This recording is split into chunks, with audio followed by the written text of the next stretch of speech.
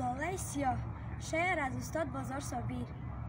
روزه که من از زمین یخ بسته دور بر سمت مقابل زمین کردم عبور. در پشت لبم نبود یک موی سفید، به رنج نبودم و نبودم رنجور. اکنون نگرید عکسی برعکسی مرا، عکاس زمان گرفته است عکسی مرا. با ریش سفید و هر دو ابروی سفید، به روی جوان گرفته است عکسی مرا.